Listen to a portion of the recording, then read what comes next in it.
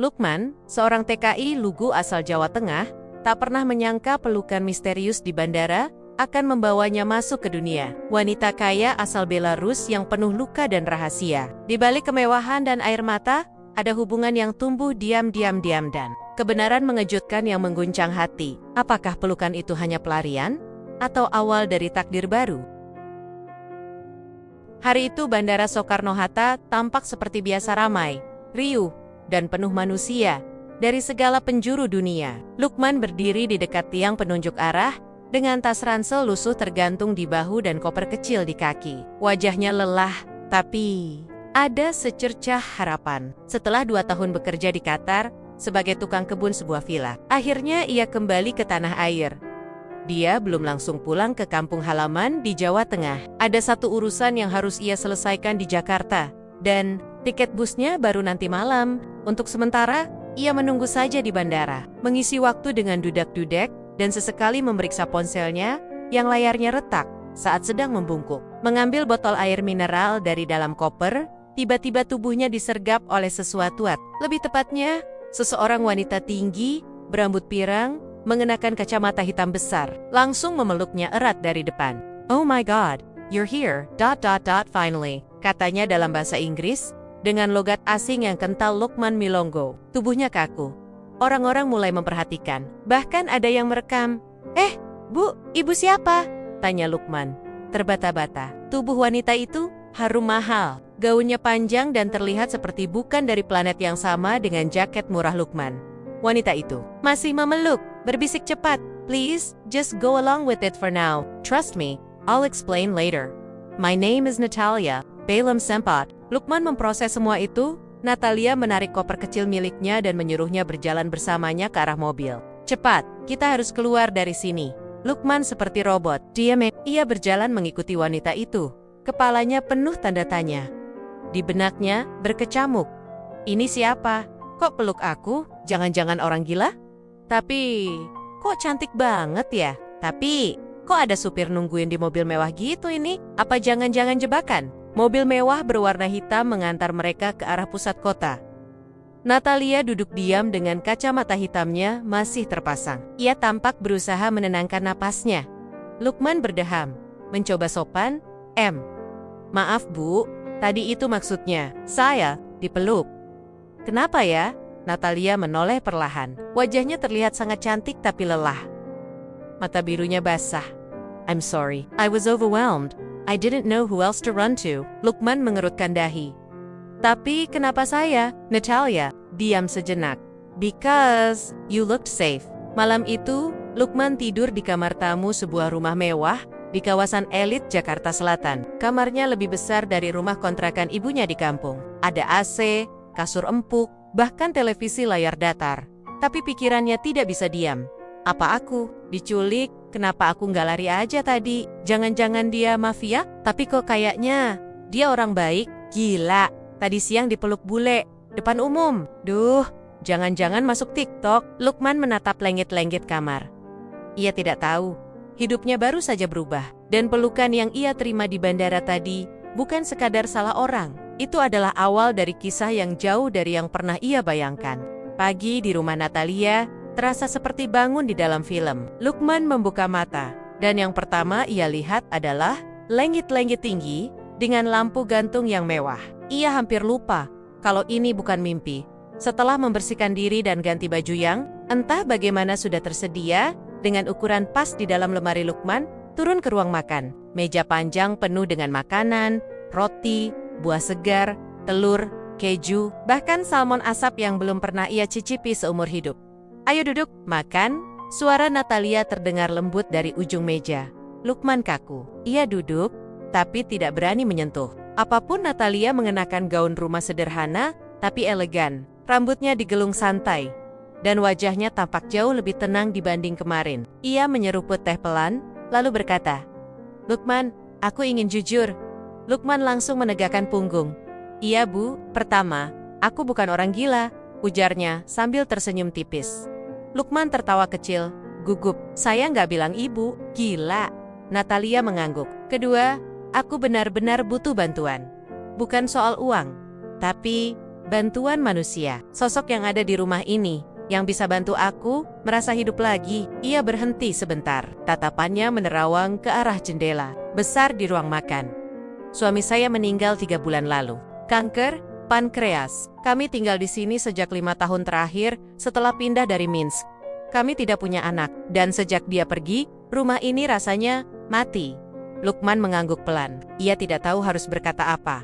Natalia melanjutkan, aku sebenarnya sedang menunggu seseorang yang akan aku wawancara untuk jadi asisten rumah tangga. Tapi saat aku lihat kamu di bandara, entah kenapa, ada dorongan dalam diri ini untuk memelukmu. Aku tahu ini gila, tapi aku merasa, kamu, orangnya? Lukman terdiam. Ia bingung antara merasa tersanjung, kasihan, atau curiga. Aku akan membayarmu dengan sangat baik. Kamu hanya perlu tinggal di sini, bantu urus rumah, dan temani aku bicara sesekali. Tidak ada yang aneh, kamu bebas pulang kapanpun. Tapi jika kamu bertahan, aku pastikan hidupmu akan berubah. Lukman menelan ludah. Tapi, Bu, ini cuma mantan tukang kebun. Saya nggak ngerti soal rumah orang kaya. Saya nggak bisa bahasa Inggris lancar. Saya orang kampung. Natalia tersenyum. Justru itu, kamu nyata, kamu sederhana, kamu tidak menghakimi.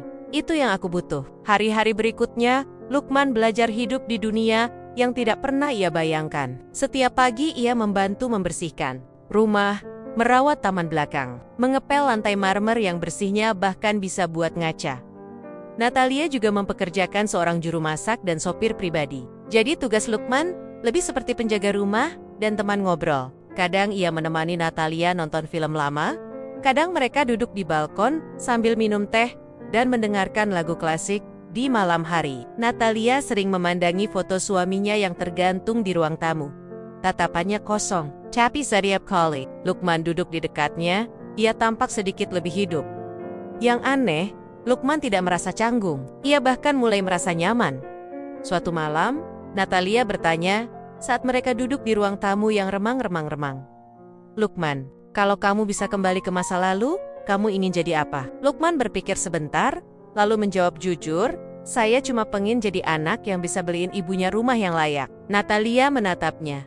Lama, kamu tahu, itu alasan yang paling tulus yang pernah aku dengar dari siapapun. Dan malam itu, entah kenapa, Lukman merasa tidak lagi seperti tamu. Ia merasa seperti seseorang yang sedang mengisi ruang kosong di hati seseorang, dan ia pun mulai bertanya pada dirinya sendiri apa. Aku hanya pekerja di sini, atau ada sesuatu yang lain? Sudah hampir 2 minggu Lukman tinggal di rumah Natalia. Rutinitasnya sederhana menyapu halaman belakang, merawat tanaman, mengecek air kolam ikan, lalu duduk menemani Natalia saat ia sedang ingin berbicara. Namun, ada satu hal yang terus mengganggu hati kecil Lukman. Siapa sebenarnya Natalia? Dan lebih dalam lagi, kenapa ia bisa begitu sepi dan kosong meskipun hidup di rumah sebesar istana? Suatu pagi, Natalia pergi keluar kota untuk urusan bisnis. Ia meninggalkan Lukman di rumah bersama Pak Herman, sopir yang sudah bekerja dengan keluarga itu sejak dulu. Di sela-sela makan siang di dapur belakang, Lukman memberanikan diri bertanya. Pak Herman, maaf ya, saya nanya, Ibu Natalia itu dulu hidupnya kayak gimana sih? Pak Herman, lelaki tua berambut perak dan berkacamata tebal, menghela napas. Ia menatap Lukman sejenak sebelum menjawab, anak baik kamu Lukman, mungkin kamu harus tahu supaya paham kenapa ibu bisa seperti sekarang. Ia menyendok nasi pelan, lalu mulai bercerita. Ibu Natalia dulu tinggal di Belarus, keluarganya bangsawan zaman Uni Soviet, tapi semua kekayaan keluarga jatuh setelah perang dan politik. Perebat, ia sempat jadi model, lalu menikah dengan pengusaha Rusia yang kaya raya namanya Victor. Mereka pindah ke Indonesia karena Victor punya investasi besar di sini. Lukman menyimak dengan mata terbuka lebar. Waktu pindah ke rumah ini, semuanya tampak sempurna. Tapi beberapa tahun terakhir, Victor sakit keras, kanker, dan waktu dia meninggal, dunia ibu runtuh. Pak Herman menatap ke arah pintu depan, seolah melihat masa lalu. Ibu itu sayang banget sama suaminya, tapi mereka juga sering bertengkar, karena Victor itu keras kepala dan egois. Setelah Victor meninggal, keluarga suaminya datang dari Rusia, dan sempat ribut soal warisan. Tapi ibu nggak peduli soal harta. Yang bikin dia hancur bukan karena uang, tapi karena dia merasa ditinggal saat sedang beauty butania ditemani, Lukman hanya mengangguk pelan. Hatinya mendadak berat. Ia bisa membayangkan bagaimana rumah semewah ini bisa jadi begitu sunyi, kosong, seperti kuburan yang didekorasi mewah. Malam harinya, Natalia pulang. Ia tampak lelah, tapi senang melihat Lukman menyambutnya di teras. "Kamu tidak kabur?" tanya nih, sambil tersenyum tipis. Lukman membalas dengan cengiran khas orang kampung. "Mau kabur kemana, Bu? Saya nggak tahu jalan keluar komplek ini aja." Natalia tertawa kecil. "Good." Mereka duduk di ruang tamu. Natalia membuka sebotol anggur, tapi hanya menyeruput sedikit. Sambil menatap api lilin yang menyala di atas meja, ia mulai bercerita dengan suara pelan.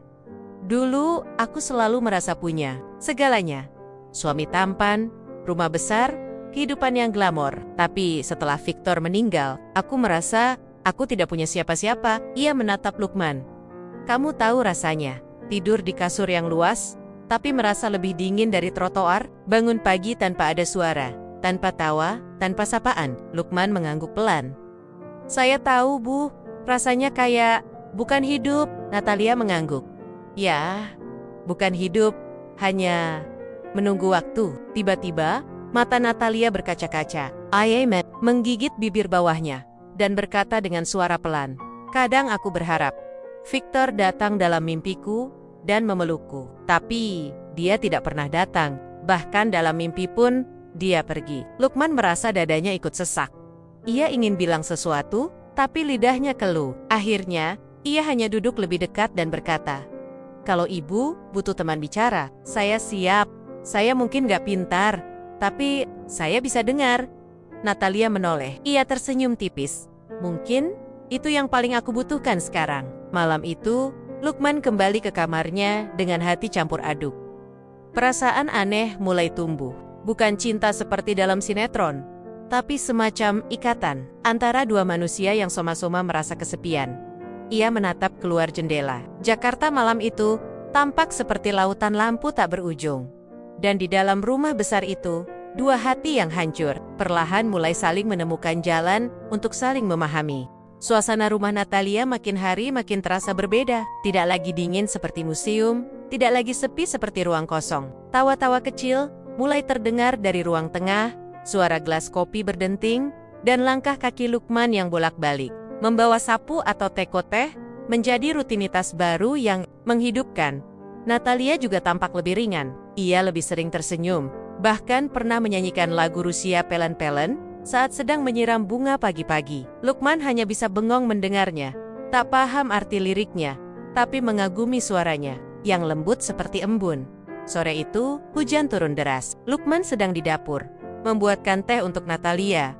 2 sendok teh madu, bukan gula, gumamnya pelan. Mengingat permintaan khusus Natalia, ia mulai hafal kebiasaan wanita itu suka membaca buku dengan kaki diselimutkan, suka aroma lavender, benci suara keras, dan tidak pernah menyukai bunga mawar karena mengingatkan pada upacara pemakaman suaminya saat Lukman membawa teh ke ruang. Baca, Natalia duduk dengan selimut di pangkuan. Rambutnya digerai, dan wajahnya menatap jendela yang tertutup embun Lukman. Katanya tanpa menoleh, "Iya, Bu, kamu tahu, kamu sudah mengubah suasana rumah ini." Lukman diam sebentar, lalu tersenyum kecil.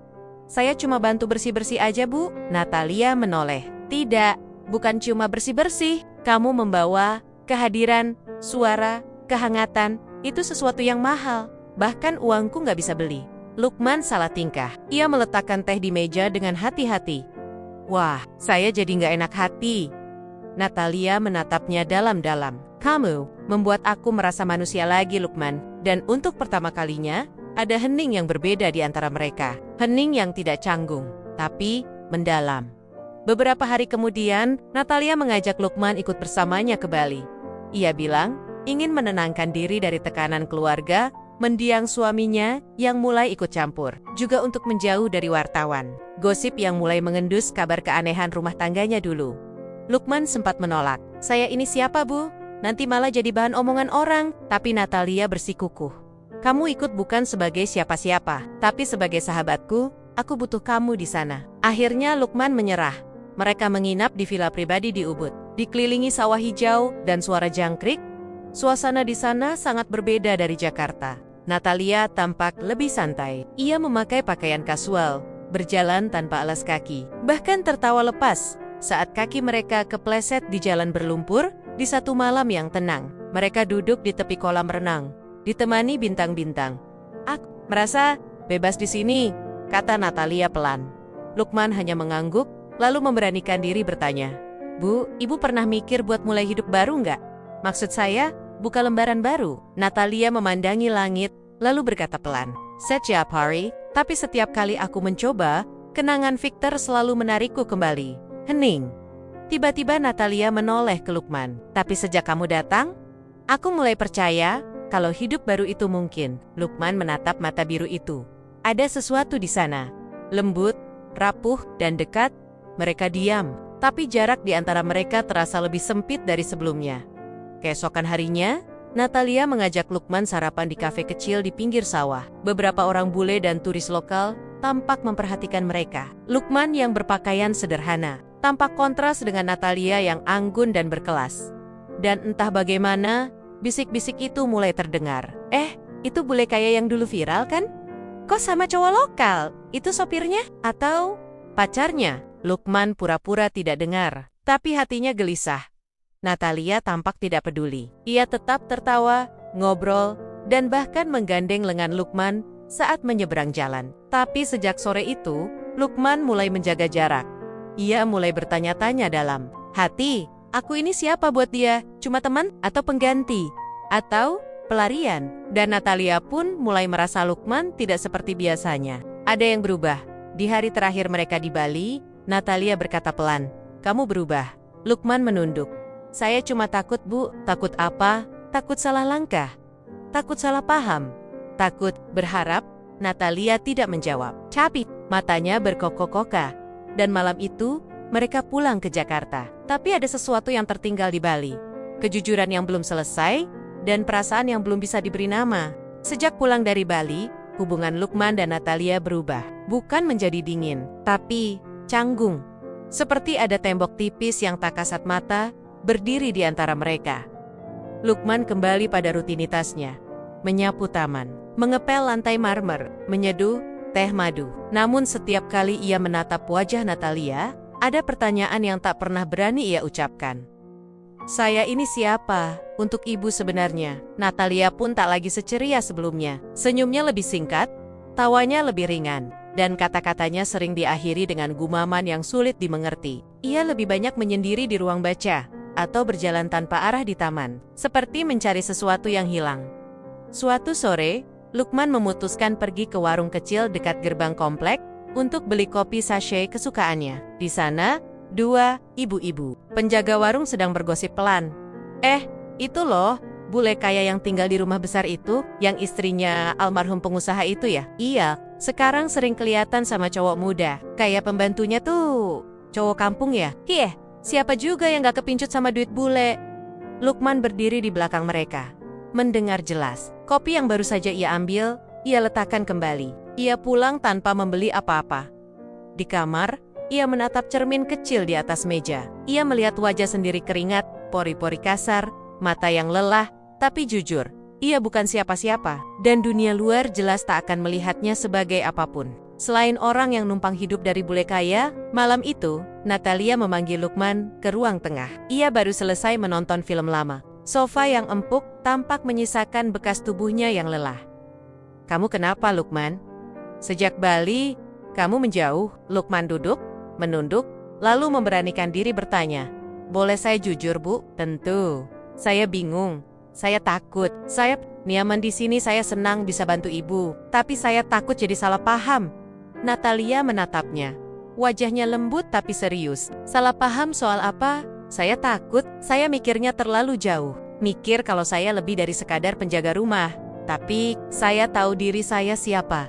Saya bukan dari dunia ibu." Natalia menarik napas panjang. Matanya menerawang. Lalu ia berkata pelan, "Aku pun sebenarnya bingung. Lukman, kamu datang di saat yang sangat kosong dalam hidupku. Kamu mengisi ruang yang seharusnya tidak boleh diisi siapapun. Tapi entah kenapa, kehadiranmu nyaman." Lukman menahan napas. Natalia melanjutkan, "Aku tidak tahu ini cinta atau sekadar ketergantungan. Tapi aku tahu satu hal, aku tidak ingin kamu pergi. Dan kalimat itu, meski manis, justru menambah beban di dada Lukman. Apa artinya tidak ingin aku pergi?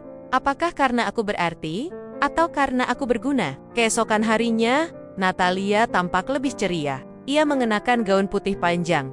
Lalu tiba-tiba berkata, "Hari ini aku ingin ke taman bunga. Kamu temani ya." Mereka naik mobil keluar kota, ke sebuah taman bunga yang luas dan indah. Natalia tertawa, memetik bunga matahari, bahkan menyelipkan satu tangkai kecil ke telinga Lukman sambil tertawa geli. "Kamu terlihat seperti pelukis Prancis," katanya. Lukman hanya tersenyum, tapi hatinya makin rumit.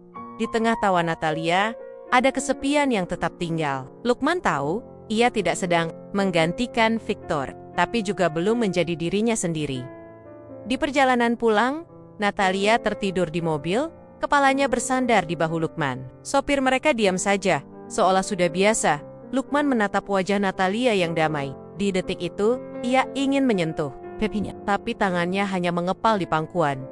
Ia sadar, batas di antara mereka sangat tipis dan, jika ia melangkah melewatinya, segalanya bisa berubah, baik atau buruk. Ia belum tahu.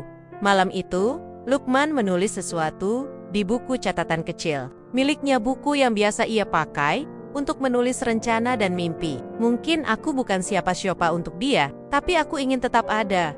Karena mungkin hadir kadang lebih penting daripada dimiliki." Dan saat ia selesai menulis itu, Natalia berdiri diam di depan pintu kamarnya. Mendengar tanpa sengaja, ia pun perlahan berkata, "Kamu lebih berarti dari yang kamu tahu, Lukman."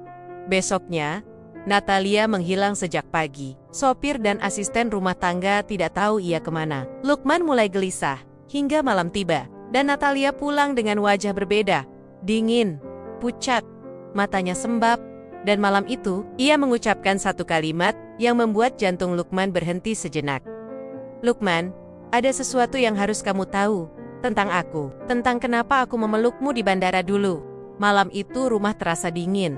Meski AC dimatikan dan jendela tertutup rapat, Natalia duduk di ujung sofa dengan tubuh menggigil.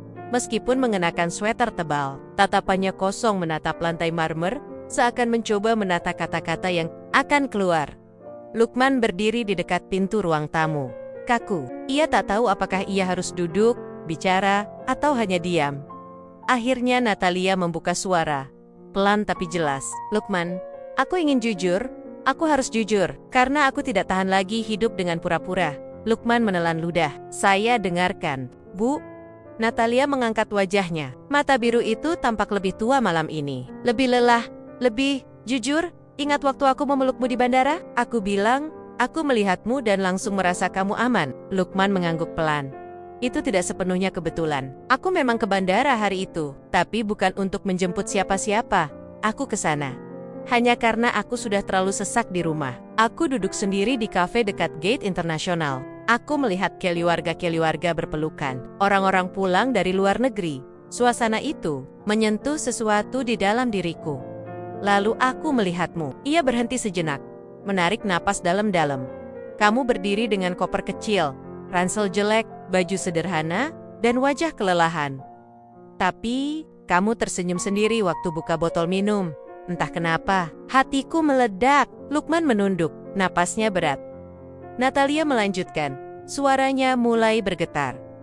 "Aku memelukmu bukan karena aku pikir kamu orang yang kukenal, tapi karena aku butuh seseorang, siapapun, dan kamu terlihat tidak akan menolakku. Kamu terlihat seperti seseorang yang bisa menahan beban orang lain." Air mata mulai jatuh dari pipi Natalia. "Aku tidak tahu namamu, aku tidak tahu siapa kamu, tapi saat kamu tidak menolak pelukanku, aku merasa hidup kembali. Hanya sejenak, dan sejak saat itu, aku tidak ingin melepaskanmu." Lukman masih diam, tapi dadanya sesak luar biasa. Ia duduk perlahan di sofa yang berbeda, menjaga jarak, suaranya pelan, hampir tak terdengar. "Jadi, saya ini cuma pelampiasan ya, Bu?" Natalia menggeleng. "Cepat." "Tidak, awalnya iya, tapi sekarang tidak." Ia bangkit, mendekati Lukman perlahan. "Kamu adalah napas dalam keheningan rumah ini. Kamu cahaya kecil yang menyelinap masuk ke ruang-ruang gelap dalam hidupku. Aku tidak bisa bohong, Lukman, tapi aku juga tidak bisa membiarkan kamu terus hidup dalam kebohongan. Lukman mengusap wajahnya yang mulai hangat. Ia tidak marah, tapi hatinya retak. Kalau begitu, kenapa tidak dari dulu bilang? Kenapa harus buat saya berharap? Buat saya merasa berarti? Natalia menatapnya dalam. Karena aku takut kehilangan satu-satunya manusia yang membuat aku tidak merasa mati. Hening panjang. Akhirnya, Lukman berdiri. Bu, saya bukan malaikat. Saya juga punya hati. Saya juga takut. Takut jatuh cinta sama bayangan. Takut dibutuhkan, tapi tidak dicintai. Air mata Natalia jatuh lagi. Lukman menatapnya satu kali lagi, lalu berkata, saya pikir saya harus pergi sebentar. Buat tahu, saya ini benar-benar dibutuhkan. Atau cuma pelarian? Natalia tidak menghentikannya, tidak menahannya, hanya menunduk dan membiarkannya melangkah keluar rumah. Membiarkan keheningan mengambil alih lagi. Malam itu, Lukman tidur di kamar kos kecil milik teman lamanya di Cengkareng, tanpa AC, tanpa bantal mewah. Hanya kipas angin berderit dan suara motor lewat sesekali. Tapi pikirannya tidak bisa tidur. Benarkah semua ini cuma kebetulan? Atau takdir yang menyamar jadi luka? Di sisi lain kota, Natalia berdiri di balkon, memandangi langit Jakarta yang terang, dan untuk pertama kalinya sejak Victor meninggal, ia merasakan rasa takut yang sebenarnya. Kehilangan orang yang datang, bukan karena diundang, tapi karena hadir dari hati. 3 hari. Sudah 3 hari sejak Lukman meninggalkan rumah besar itu. 3 hari tanpa suara langkahnya di lorong marmer, tanpa tawa kecilnya saat membawa teh hangat, tanpa sosok bersahaja yang biasanya duduk diam di pojok ruang baca, menunggu Natalia selesai membaca. Dan rumah itu kembali seperti dulu Henning Sanye.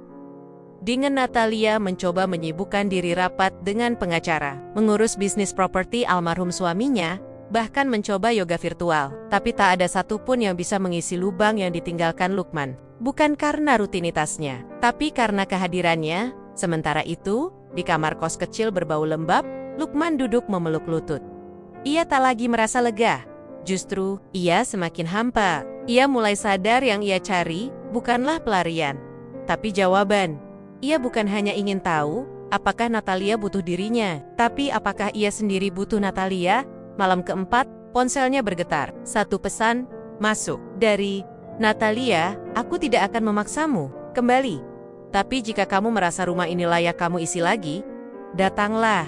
Bukan sebagai pekerja, tapi sebagai seseorang yang memilih tinggal dengan hati. Lukman membaca pesan itu lama. Dadanya bergemuruh. Ia tak langsung membalas. Ia hanya meletakkan ponsel, lalu menatap lenggit-lenggit kamar kos. Hujan turun pelan di luar. Dan entah kenapa, hatinya mulai terang sedikit demi sedikit. Keesokan paginya, Natalia sedang duduk di ruang makan, dengan teh dingin di cangkirnya. Pintu rumah diketuk 2 kali. Ia membuka perlahan. Dan di sana berdiri Lukman, dengan baju yang sama seperti saat pertama kali datang. Tapi wajahnya lebih tenang, lebih mantap. Apa saya masih boleh masuk, Bu? Tanyanya. Natalia menahan air mata, yang langsung naik ke pelupuk. Ia tidak menjawab, hanya mengangguk pelan, lalu membiarkan Lukman masuk. Mereka duduk berhadapan di meja makan. Bu, saya tidak datang untuk bekerja. Saya datang untuk bicara, kata Lukman. Natalia menatapnya. Silakan. Lukman menarik napas panjang. Saya sudah pikir baik-baik, tentang kita, tentang semua kebetulan ini. Dan saya sadar, hidup itu nggak pernah rapi, nggak pernah ideal. Tapi kadang, yang datang dalam kondisi paling kacau, justru yang paling tulus. Ia berhenti sejenak, lalu melanjutkan. Saya bukan siapa-siapa, tapi kalau ibu percaya bahwa kehadiran saya berarti saya mau tinggal, bukan sebagai pembantu, bukan sebagai pelampiasan, tapi sebagai manusia, teman, mungkin, lebih. Air mata Natalia jatuh, kali ini tanpa ia tahan. Ia bangkit perlahan, lalu mendekati Lukman. Terima kasih, karena tidak membiarkanku tenggelam sendirian. Lukman menatapnya. Tapi kita beda dunia, Bu. Natalia tersenyum, matanya masih basah. Dunia bisa dipisahkan oleh uang, bahasa, dan budaya, tapi tidak dengan rasa. Beberapa minggu kemudian, gosip masih ada. Bisik-bisik tetangga masih terdengar. Tapi Natalia tidak peduli. Dan Lukman untuk pertama kalinya, juga tidak merasa kecil. Ia kini bukan sekadar penghuni rumah besar. Ia adalah bagian dari proses penyembuhan. Bukan hanya bagi Natalia, tapi juga dirinya sendiri. Setiap pagi, mereka minum teh bersama. Natalia menulis jurnal lagi. Lukman mulai menanam bibit-bibit baru di taman. Rumah itu perlahan hidup kembali. Tidak lagi sebagai peninggalan masa lalu, tapi sebagai awal sesuatu yang baru. Dan suatu malam, saat bulan menggantung malu-malu di langit Jakarta, Natalia berbisik di balkon. Mungkin aku tidak mencintaimu seperti mencintai Victor, tapi aku ingin belajar mencintai kamu dengan cara yang baru. Jika kamu izinkan. Lukman menatapnya lama. Cinta bukan soal mengganti, tapi melengkapi. Dan di balik pelukan baru itu, mereka tahu, pelukan pertama di bandara bukan sekadar kejadian itu adalah panggilan hati yang belum sempat mereka pahami. Sampai kini, 1 bulan setelah Lukman kembali ke rumah Natalia, suasana rumah itu benar-benar berubah. Tidak lagi seperti museum yang dingin dan bisu, melainkan seperti rumah sungguhan dengan suara tawa, langkah kaki, musik lembut dari dapur, dan aroma makanan hangat di pagi hari. Natalia tampak berbeda, bukan hanya karena ia mulai tersenyum lebih sering, tapi karena ada sesuatu yang berubah dalam sorot matanya. Ia tidak lagi hidup dalam beang-beang Victor. Ia mulai menulis lagi bukan tentang kesedihan, tapi tentang harapan. Dan Lukman, tetap sederhana. Kaos oblong, sandal jepit, dan logat Jawa yang medok. Tapi kini, ia punya tempat. Bukan cuma di dalam rumah, tapi di hati seseorang. Suatu pagi, Natalia duduk di taman belakang, sambil membawa secangkir kopi. Lukman sedang sibuk menanam pohon kelor. Lukman, panggilnya lembut. Iya bu, jangan panggil aku bu terus, rasanya kayak aku dosen kamu, kata Natalia sambil tertawa. Lukman nyengir, terus panggilnya apa dong? Mbak, kak. Natalia tersenyum jahil, terserah kamu, asal jangan nyonya besar. Aku udah muak dengan gelar-gelar itu. Lukman tertawa. Baiklah Nat. Natalia mengangkat alis. Itu baru enak. Di waktu lain, Natalia mulai memperkenalkan Lukman kepada beberapa teman dekatnya dengan cara yang tidak biasa. Ayat bilang, Lukman adalah pacarnya, tapi juga bukan pembantunya. This is Lukman, katanya. The man who made my house a home again. Dan dari tatapan teman-temannya, Lukman tahu, ia mulai diterima. Meskipun ada beberapa yang masih mencibir. Diam-diam, Natalia tidak peduli. Dunia boleh menilai, tapi hatinya sudah menentukan. Natalia dan Lukman tidak pernah mendefinisikan hubungan mereka dengan kote kata, seperti pacaran atau menikah. Mereka menjalani hari demi hari, saling belajar, saling mendengar, dan saling menambah luka yang tak semua orang bisa lihat. Natalia mulai membuat program sosial kecil di daerah pinggiran Jakarta, membiayai sekolah anak-anak yang kurang mampu. Ia bilang, Lukman ngajarin aku soal makna kesederhanaan. Aku nggak mau cuma hidup mewah tanpa makna. Lukman pun membantu mengatur lahan kosong milik Natalia jadi taman komunitas. Ia menanam singkong, bayam, dan cabai. Ia bilang, kalau rumah mewah bisa panen kangkung. Rasanya puas banget, dan setiap sore mereka duduk bersama di teras. Kadang diam, kadang saling bercerita, tapi selalu bersama. Suatu malam, Natalia menyerahkan sebuah amplop kecil ke tangan Lukman. Di dalamnya ada tiket pesawat ke Semarang dan selembar cek. Apa ini? Tanya Lukman, heran. Waktunya kamu pulang sebentar, bangunkan rumah ibumu. Gunakan uang itu. Aku tahu kamu gak akan pernah minta, tapi ini bukan hadiah, ini yuk. Terima kasih, karena sudah menghidupkan aku kembali. Lukman menunduk, matanya panas. Ia menggenggam tangan Natalia. Saya akan pulang, tapi saya juga akan kembali. Natalia tersenyum. Aku tahu. Beberapa minggu kemudian, Lukman kembali dari kampung. Rumah ibunya sudah berdiri kokoh. Bukan rumah mewah tapi hanggedan, layak. Dan saat ia kembali ke Jakarta, Natalia menyambutnya di bandara. Tapi, kali ini, bukan dengan pelukan penuh luka, melainkan dengan senyum yang utuh, pelukan yang sadar, dan hati yang sudah sembuh. Kini, rumah besar itu benar-benar bernyawa kembali. Dengan suara angin di jendela, dengan tawa di dapur, dan dengan 2 jiwa yang berbeda dunia, tapi satu dalam rasa. Karena terkadang, cinta tidak datang dari tempat yang kita duga. Terkadang, ia datang di tengah keramaian, dengan sebuah pelukan tak terduga, dan mengubah segalanya. Tamat.